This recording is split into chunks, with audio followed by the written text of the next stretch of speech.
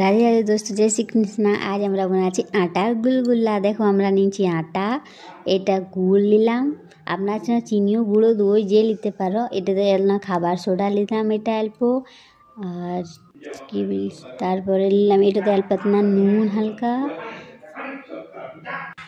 তারপরে দেখো এটাকে আমি মিক্স করে দিলাম, ভালো করে একে ছানিয়ে নিবে, একটুকু পাতলা রাখবে ব্যাটারটা। দেখো দেখো আমি কতটা পাতলা দিলাম, একটুকু পরে ভালো করে দেওয়ার সময় কড়াইয়ে দেখো। আর দেখো আমার গুলগুল্লা কেমন হচ্ছে।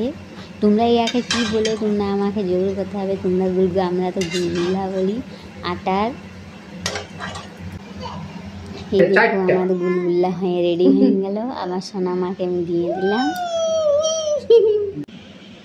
देखो আমার সোনামা নিয়ে যাচ্ছে। এই দেখো বহুত নরম, বহুত খাস্তা। আপনারা বনাই জরুর দেখবে গুলগুল্লাটা কেমন লাগছে, খাইয়ে নি জরুর বললাম।